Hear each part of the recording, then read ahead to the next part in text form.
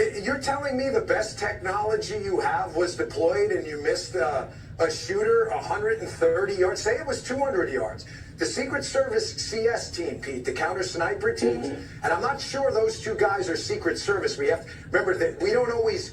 When we go to New York sometimes with high-level protectees, we'll use NYPD ESU counter sniper. So I'm not really sure either way they'd still be briefed in. The question we have to ask is, if that's the best technology we have, and we had a CS team up there with a shooter that, we're trained out to 1,000 yards in the Secret Service with the counter sniper team. How did they miss someone at most, 1/5 of the way there? It doesn't make any sense. And even worse, it's broad daylight on a white roof. So, again, open questions here. Was there forward-looking infrared deployed? Was there aerial support, drones, helicopters? Something happened too. If you go back and listen to the audio, I want you to listen to this after I get off here. When Donald Trump, after this tragic thing happens, you'll see the Secret Service agents. And by the way, I know some of those guys personally. It takes a lot to run into bullets, divorcing the security thing. So at least they did that part, correctly, and they knew what they were doing. After the security absolutely failed. But you're going to hear something if you listen closely. The guy mentions Hawkeye on the scene. He's talking about those two, the black BDU with the tactical gear CAT element, that two-man CAT element. That stands for Counter Assault Team. That's a Secret Service Special Weapons Team, equivalent to our SWAT. So they're there. They all deployed and did what had to be done after the security failed. But having said that, there was no reason for them to have to do that. There's only one entity out there that saved Donald Trump's life yesterday, and it pains me to tell you guys this. And you know what that is? It's Donald Trump. If he moves his head an inch to the left or right, guys, this is a really different show today.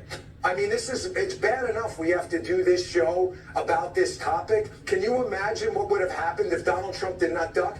And looking at the stage there, I'm speculating, but I'm pretty sure based on experience, that the bunting around the front of the stage is probably armor. Donald Trump knew to duck. I mean, most people would. He saved his own life. That's just a fact. The evacuation did not go right. I mean, the rule with the Secret Service is cover the protectee and evacuate. The other rule is maximum to the protectee, minimum to the problem. Why minimum to the problem?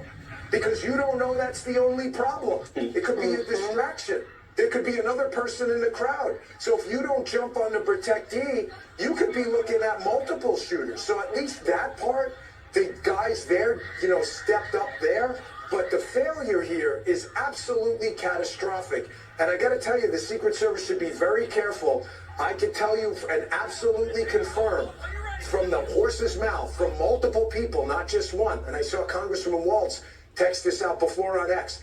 There have been repeated requests to increase the security footprint around not just the residences of Donald Trump, but the body itself.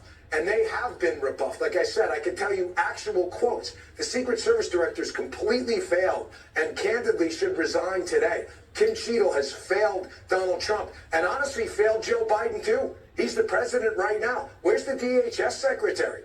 I mean, you're blaming it on manpower? So just to be clear, we're a $4 trillion United States government and we can't fork over enough money to keep our people alive? And then you're sending out tweets like, oh, this is the best technology we have. Really? To let a sniper 150 yards away from the potential next president shoot a piece of his ear off? That's your victory lap? Give me a break, man. This is the difference between one opinion over the other in a courtroom and anywhere else. Can you back it up?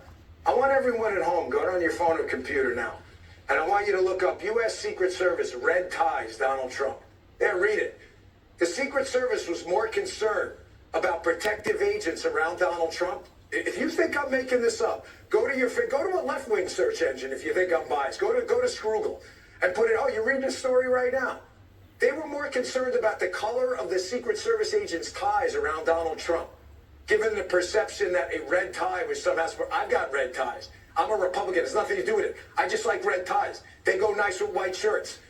That's an actual story. You see it right now. I'm not crazy. This is what the Secret Service was concerned about. They put out, 1,000 tweets about all of this DEI stuff. Do I know that's related here? I don't. I'm just saying, you have one job and only one job. Your job is keep the body alive, no matter what. Donald Trump, Joe Biden, Jill Biden, the president of Djibouti, it doesn't matter. That is your job. They absolutely, resolutely, 100% fail. Not a single excuse should be made. Not a single excuse should be attempted. This should be the subject of congressional hearings and investigations, because if they can't do this, and this is the best technology you had, then folks, there's no purpose anymore. This isn't the agency I grew up in. It's not. I spent 12 years of my life there, and I'm telling you, I know some of those guys personally. These are good men and women. But this was an apocalyptic security failure. And don't ever forget, an uneventful failure is never a success. And the fact that Donald Trump didn't die yesterday is no reason for anybody to take some kind of victory lap. And before we start sending out plaudits, we better look and do a hot wash on this and find out exactly how abysmal this security plan was.